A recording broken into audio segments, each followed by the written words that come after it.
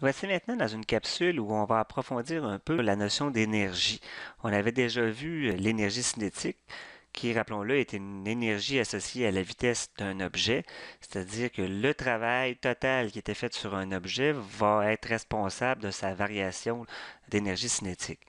On va voir que la définition d'énergie peut être plus large que celle de l'énergie cinétique.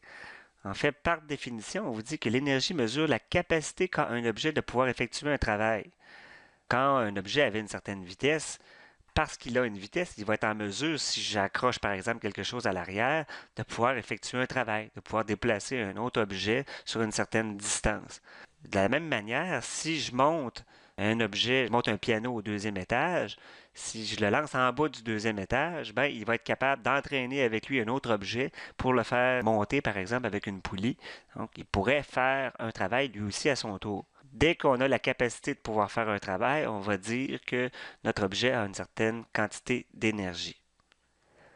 On vous dit, lorsqu'on fait un travail, on transfère notre effort en énergie pour l'objet.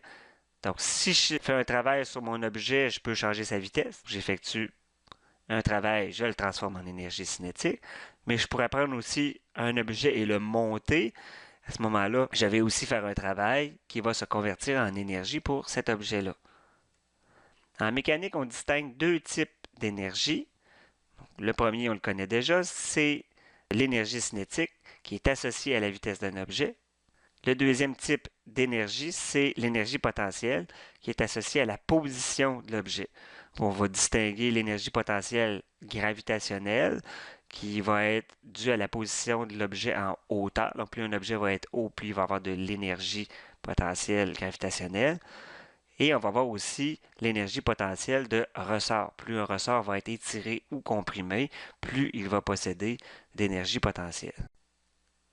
Avant, on va définir ce qu'est une force conservative. C'est extrêmement important là, dans ce chapitre-ci de pouvoir reconnaître une force conservative d'une force qui ne l'est pas. On vous dit pour qu'une force soit conservative, il faut que le travail qu'elle effectue sur un objet soit indépendant de la trajectoire. Le travail ne dépend que de la position initiale et finale de l'objet. Autrement dit, il faut que le travail fait par cette force-là, quand je le calcule, ça dépend uniquement d'où il est parti puis son point d'arrivée. Ce qu'il a fait entre les deux, on s'en fout. L'important, c'est il part d'un point A, il finit à un point B, et c'est ça qui me permet de calculer le travail. On en connaît deux forces comme ça, la force gravitationnelle et la force dans un ressort. Pourquoi? Parce que le travail fait par la force gravitationnelle, c'était égal à moins mg delta y. Delta Y, c'est position Y finale moins position Y initiale. Ça veut dire que le travail fait par la gravité ne dépend que de la position initiale et finale de mon objet. Ce qui a fait entre les deux n'a pas d'importance pour trouver le travail fait par la gravité. Même chose faite pour le ressort. On voit que c'est moins une demi kx finale carré moins x initiale carré. Les positions intermédiaires n'ont pas d'importance. On veut savoir d'où on est parti et où on est arrivé là, par rapport à notre ressort. On voit par les flèches, ce que j'ai voulu représenter, c'est tout simplement la variation de position qui fait varier le travail soit du ressort ou de la force gravitationnelle. On vous dit pour une force non conservative, le travail qu'elle effectue dépend du parcours emprunté, donc de la trajectoire. Donc c'est le contraire. Quand le travail dépend du parcours qu'on emprunte, à ce moment-là, on est en présence d'une force non conservative. Exemple, je pousse sur un objet avec une force F, je vais faire un travail non conservatif.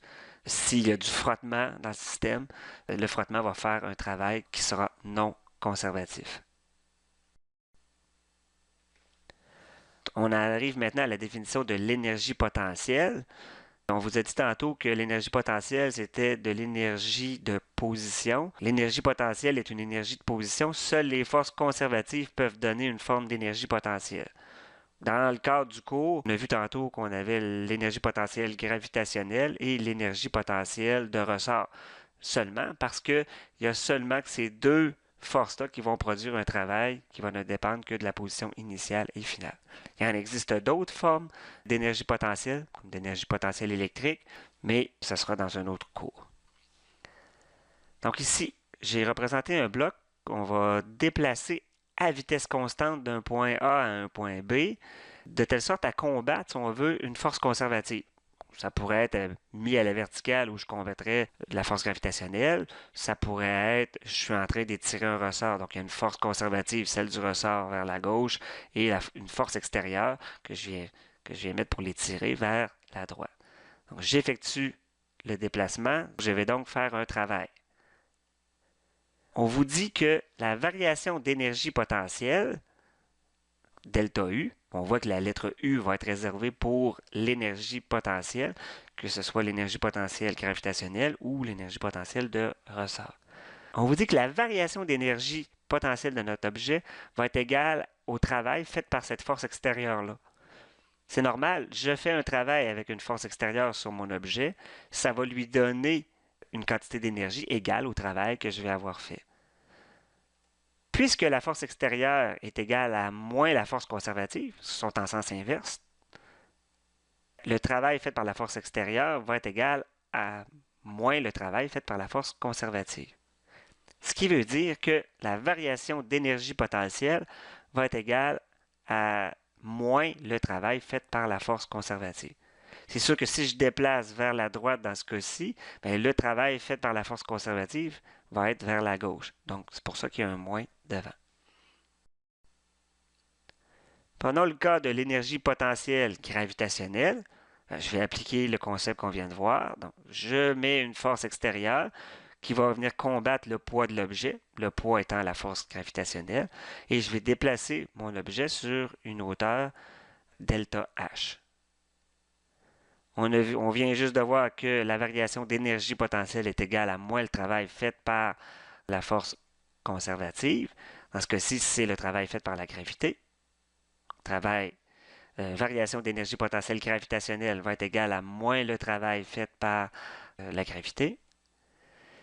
Donc, la variation d'énergie potentielle va être égale à moins le travail fait par la gravité. On avait déjà vu que c'était égal à moins mg fois delta y, ce qui veut dire qu'on va retomber sur mg delta y. Donc, la variation d'énergie potentielle gravitationnelle est tout simplement égale à mg delta y. Donc, sur nos schémas, ça va correspondre la variation des y à une variation de hauteur. C'est pour ça qu'on va remplacer le y par h, ce qui va nous donner mg delta h. Si je redistribue ma variation de hauteur, ça va me donner que la variation d'énergie potentielle gravitationnelle va être égale à mg h final moins mg h initial. Et je vais appeler l'énergie potentielle finale, le mgh final, et l'énergie potentielle initiale, je vais l'appeler le mgh initial. Finalement, on se rend compte que l'énergie potentielle gravitationnelle égale mgh.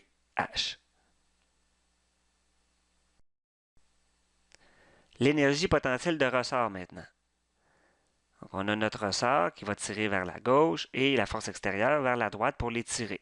Bon, si ma force extérieure était vers la gauche pour le compresser, ma force dans le ressort, lui, serait vers la droite. Donc, ça s'oppose, si on veut, à la force extérieure que je vais venir appliquer sur le ressort. Encore une fois, on avait que la variation d'énergie potentielle est égale à moins le travail fait par une force conservative. Dans ce cas-ci, la force conservative, c'est la force dans le ressort. La variation d'énergie potentielle de ressort va être égale à moins le travail fait par le ressort. La variation d'énergie potentielle de ressort va être égale à moins ce qu'on avait déjà déterminé pour le travail fait par un ressort, moins une demi k x final carré moins x initial carré. Ce qui nous donne que la variation d'énergie potentielle dans le ressort va être égale à une demi kx final carré moins une demi kx initial carré. L'énergie potentielle finale pour notre ressort, ça va être une demi kx final carré. Et l'énergie potentielle initiale de ressort, une demi kx initial carré. Finalement, on peut dire que l'énergie potentielle de ressort, c'est égal à une demi kx carré. Donc, on a défini deux types d'énergie potentielle, celle gravitationnelle qui donnait mgh et celle de ressort qui est une demi kx carré. Ça veut dire que quand on va faire des problèmes de conservation d'énergie, Dès qu'un objet va être à une certaine hauteur par rapport à une référence, il va avoir de l'énergie potentielle gravitationnelle qu'on va calculer comme étant mgh. Quand un ressort va être soit étiré ou comprimé, il va avoir une énergie potentielle de ressort égale à 1 demi kx carré. Et comme le x est au carré, qu'il soit comprimé ou étiré, on a juste à mettre la valeur absolue dans le x, ça ne changera rien. Donc, qu'un ressort soit comprimé de 2 cm ou étiré de 2 cm, on va dire que le x va être égal à 2 cm, qu'on va mettre bien sûr en mètres dans notre équation pour retomber sur des joules. Parce que l'énergie, tout comme le travail, ces unités sont des joules. On va voir le principe de transformation d'énergie. On vient de voir que la variation d'énergie potentielle est égale à moins le travail fait par les forces conservatives. Mais on a déjà vu aussi le théorème de l'énergie cinétique qui nous disait que le travail total est égal à la variation d'énergie cinétique. Le travail total, on conviendra qu'il peut être fait par des forces conservatives tout comme des forces non conservatives. On va le décomposer en deux parties, c'est-à-dire toutes les forces conservatives puis toutes les forces non conservatives. Finalement, le travail total, ça va être égal au travail fait par les forces conservatives plus le travail fait par les forces non conservatives, qui va être égal à delta K.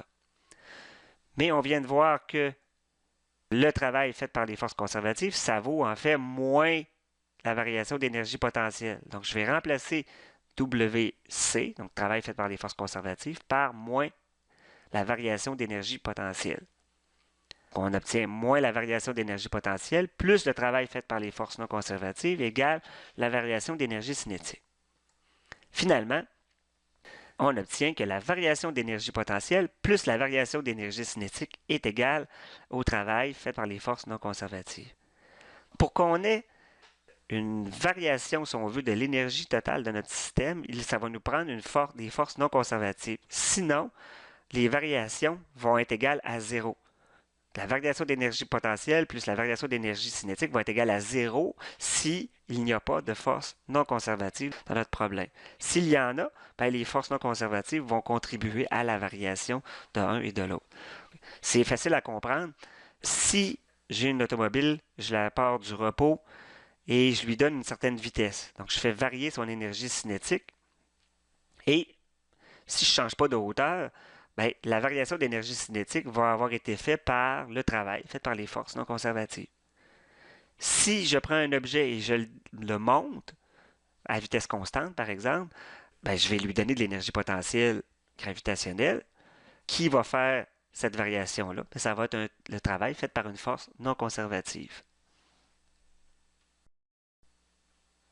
Donc, on vient de voir que la variation d'énergie potentielle plus la variation d'énergie cinétique est égale au travail fait par les forces non conservatives.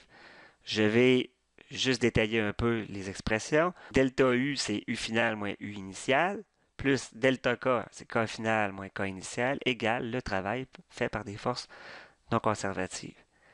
Je vais regrouper ensemble ce qui est final et ce qui est initial. Donc, on va avoir U final plus K final moins U initial plus K initial va être égal au travail fait par les forces non conservatives. Et U final plus K final, on va appeler ça l'énergie mécanique finale. C'est la somme de toutes les énergies qu'on va avoir à cet endroit-là, c'est-à-dire l'énergie potentielle gravitationnelle, l'énergie potentielle de ressort et aussi l'énergie cinétique à la fin. On appelle ça l'énergie mécanique finale. Au début, on va avoir l'énergie mécanique initiale. On voit que l'énergie mécanique, par définition, ça va être la somme de l'énergie cinétique et de l'énergie potentielle, de toutes les formes d'énergie potentielle, c'est-à-dire gravitationnelle et de ressort.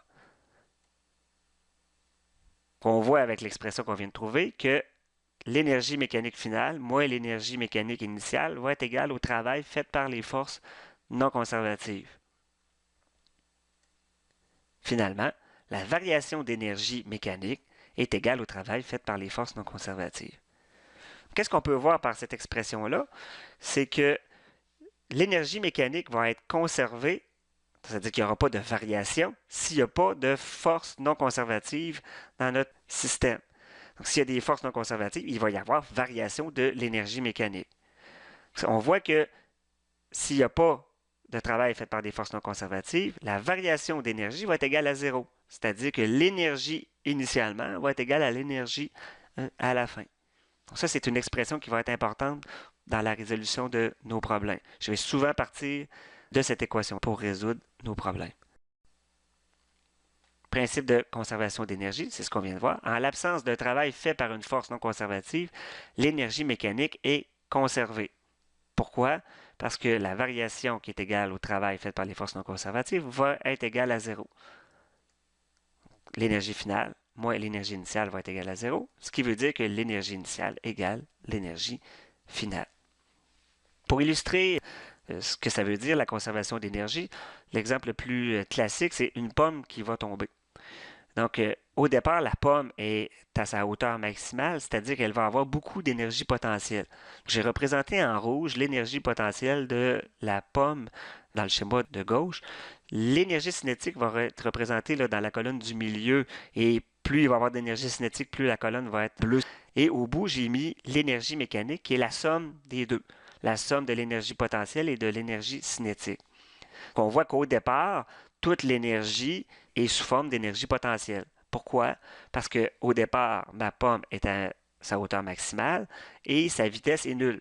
Donc, pas d'énergie cinétique, mais beaucoup d'énergie potentielle. À mesure qu'elle va descendre, vous allez voir l'énergie potentielle diminuer. Donc, la colonne rouge va diminuer et l'énergie cinétique va se mettre à augmenter. Mais vous regarderez la colonne énergie mécanique, la dernière à droite, la colonne verte va toujours rester pareille. Elle ne changera pas parce que l'énergie totale va être conservée. Mais elle va tout simplement s'être transformée. La colonne rouge va se mettre à descendre et la colonne bleue va se mettre à monter. Regardez bien ce qui va se passer quand la pomme va descendre. La bleue se met à monter, la rouge descend et la somme des deux reste toujours la même. Puis il y a conservation de l'énergie mécanique dans ce problème-là. Et on va se servir de ça pour écrire des équations. On va regarder les énergies qu'on a au départ, les énergies qu'on a à la fin, et on sait qu'elles doivent être égales. Et on va aller chercher les inconnus qui nous sont demandés là, à partir de cette égalité-là.